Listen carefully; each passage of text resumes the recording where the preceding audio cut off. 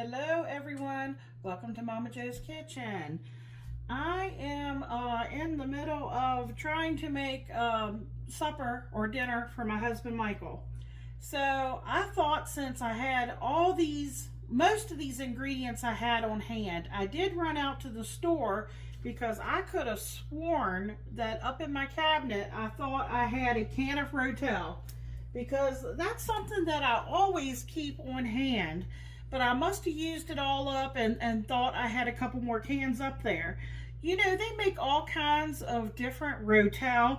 They even made an extra hot spicy, and I almost went with that, but with all the ingredients and stuff that I'm using, my pan here is really hot. Let me turn it down a little bit. I decided to go with the Mexican style lime and cilantro diced tomatoes. So you'll need a can of that, but you don't drain it. Leave the juice in there, because all that's going to do is give us extra flavor. I'm smoking here in my pan. I just put some bacon grease in here. And here I have some pork tenderloin that I had, let me put it in here because it's smoking. And we're going to brown that.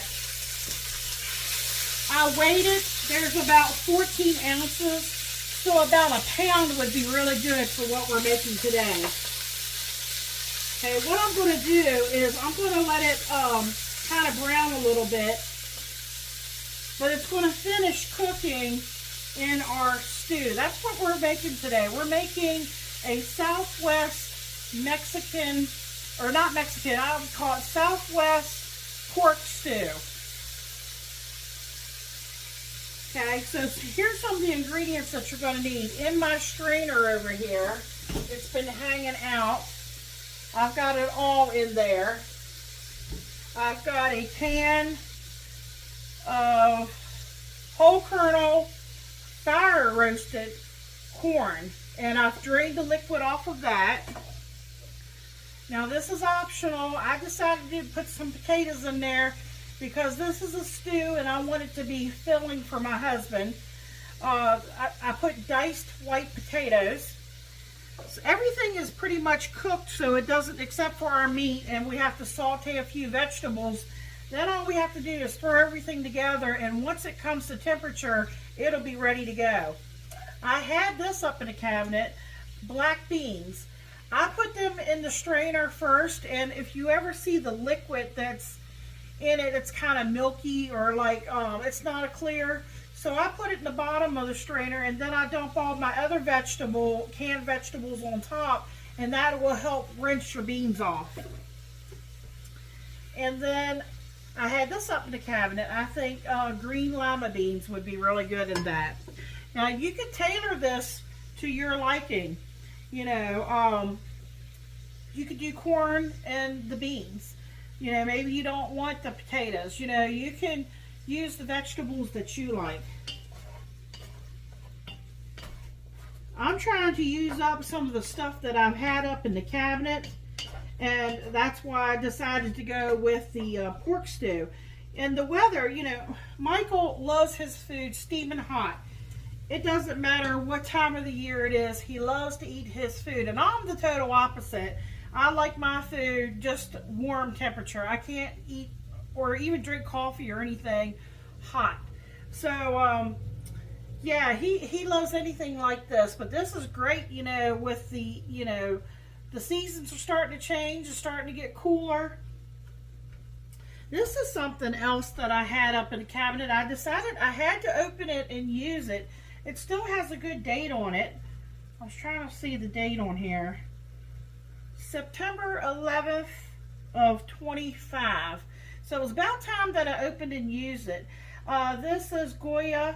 I'm not sure if I'm saying this right. Is it ricotta or ricotta? Cilantro cooking base. And we're going to use about 1/4 cup of that.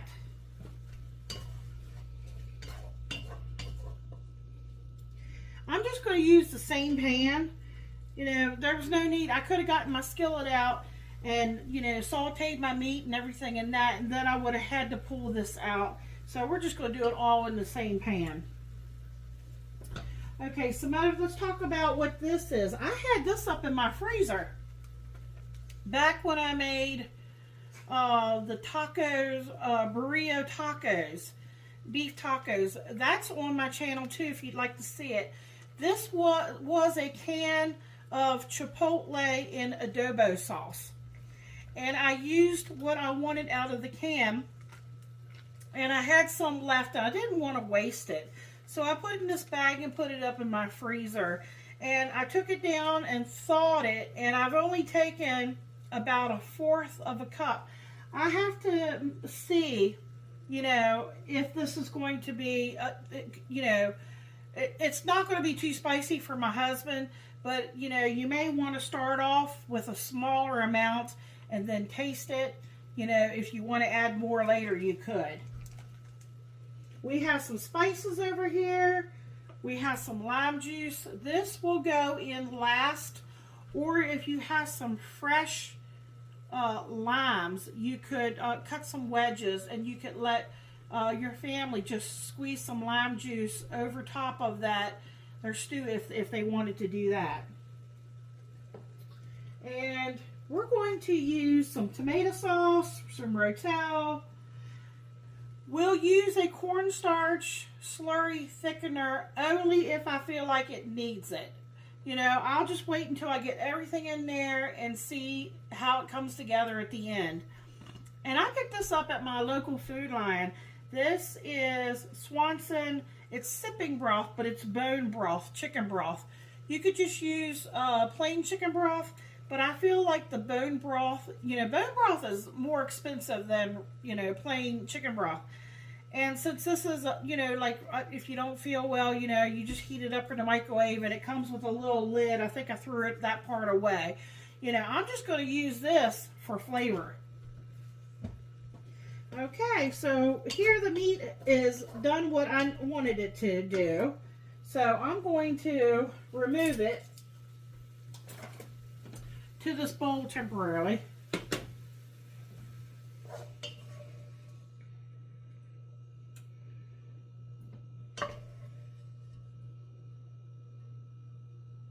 And we're just going to set that aside, and we're going to go ahead and take the rest of our, I have some shallots over here that I want to, here, I'm just going to pour the juice and all in here. Keep every bit of that. Okay, I'm just going to push that back there. I always save my bacon grease. I have a little bit left here, so I'm just going to go ahead and use it. Use it up. I've got some more bacon I have to fix up here, and I'll save the grease for that. For something like this, it's excellent.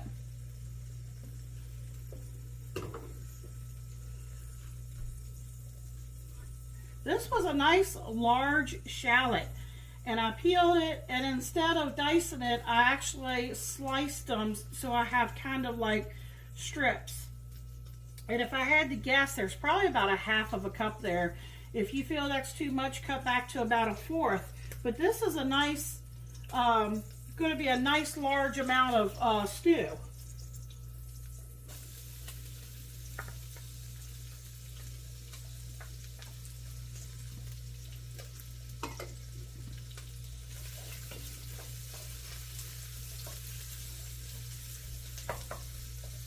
I really like this pan. I bought this pan. If you have a local Aldi's, I don't know if they still carry it, but maybe it can still be maybe ordered from their site. It's like a Dutch oven, but it has a iron skillet kind of lining on the inside. And I kind of use this also because of the shape of it. I will use this to, gotta watch my heat's really up, and it's turning my onion, or I call them onion shallots already.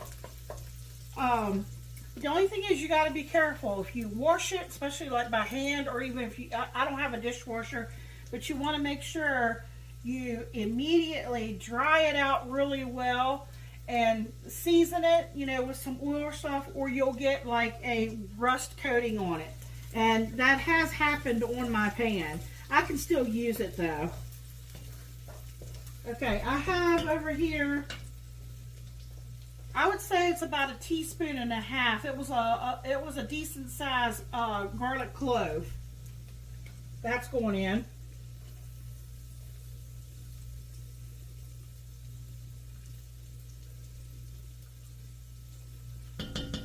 Okay.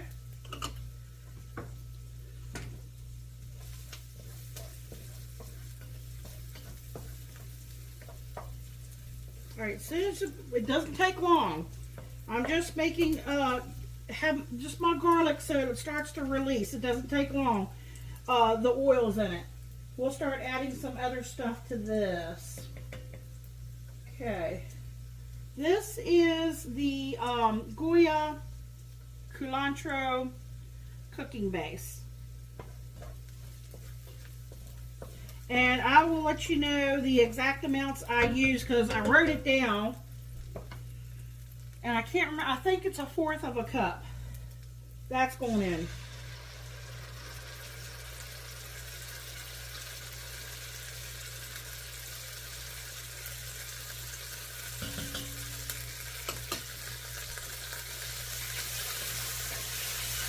And it smells, oh man, that stuff, that cooking base along with the shallots and the garlic. And I'm going to put in that adobo. It comes in just a little can, the Chipotle. And it is lumpy, you know, in chunks. So, you know, I could mash it up here. I'll just see if I can mash it up some with my spatula here.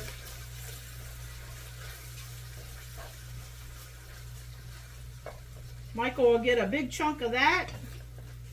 Oh, he's going to love it. Okay, I'm going to put my pork back in.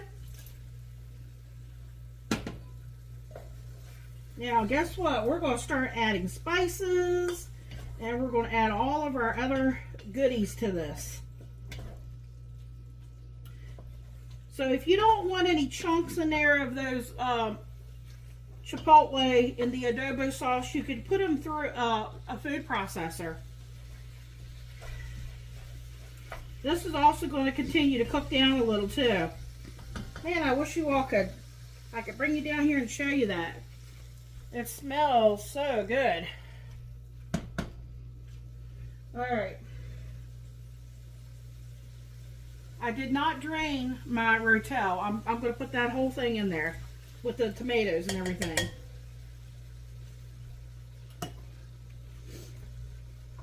I have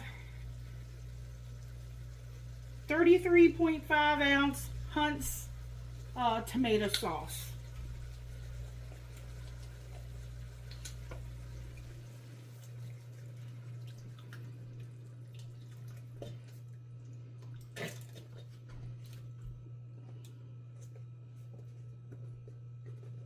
Try to get it all in there.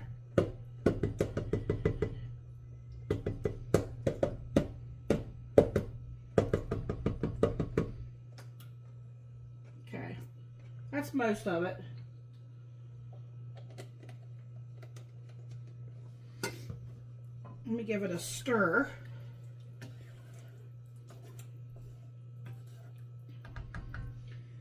Okay. I need to buy me some more because I use this a lot. This is the salt-free Dash Southwest Chipotle seasoning, and I think I have a tablespoon here.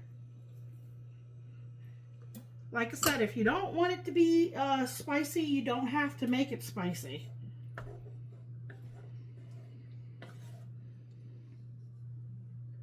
This is a tablespoon of dried oregano.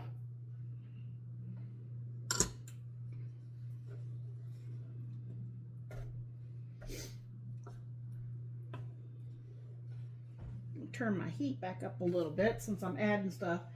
I have 2 tablespoons of chili powder. I have 2 teaspoons of ground cumin.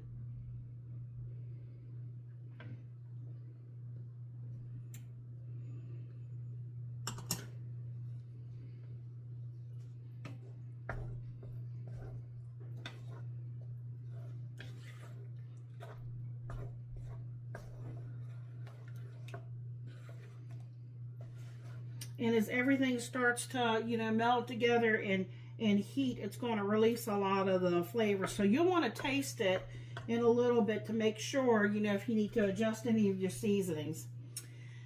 Now, I knew I forgot something. I was going to add some salt and pepper. It's not too late.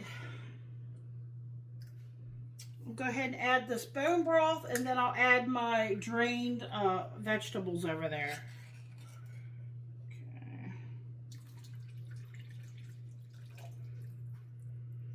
Okay. That was my bone broth.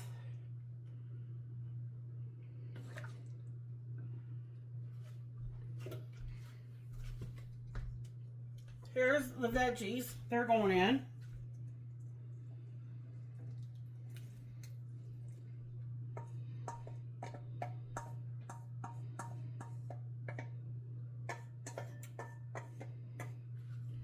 Let me set that there in the sink. All right, let's get everything stirred here together.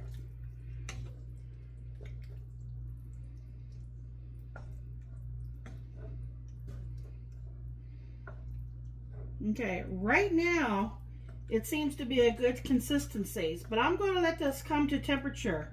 I'll bring you down and give you all a closer look. And if I feel like I need a thickener, and I could put the lid on it, but see, if you don't put the lid on it, you know, it will continue to kind of cook down. And it depends on how long you cook it on your stove. I definitely want to bring it up to a boil, but then I will turn it down and let it simmer for a little bit. Let me bring you down, give you a look. And then my husband will be home here very soon, and he'll be happy to give you all a taste test. Now, if you want to see his taste test, you'll have to go over on my channel in the short section, and you'll see his taste test. All right, folks, that's all there is to it. Like I said, everything's in here. Of course, taste it. You know, if you wait until it, you know, has time to come to a boil, taste it, see if it needs some salt, pepper, and like I said, I have some lemon juice. At this point, I don't need a cornstarch slurry, but just depends, you know, after it comes to, you know, it cooks for a little bit. If it gets to be a little bit on the thin side when you stir it, by all means, all you have to do is take some cornstarch, and I would go with maybe 3 tablespoons, level tablespoons, not heaping, just like 3 level tablespoons, and about a 1/4 cup of water, and make sure you stir, stir, stir. There's no lumps, that it becomes like liquid, smooth. And while this is boiling or simmering, you know, you can slowly pour it in as you're stirring, and it'll thicken up for you. All right, I hope everybody enjoyed this video, and I hope everybody is having a wonderful day. Come back.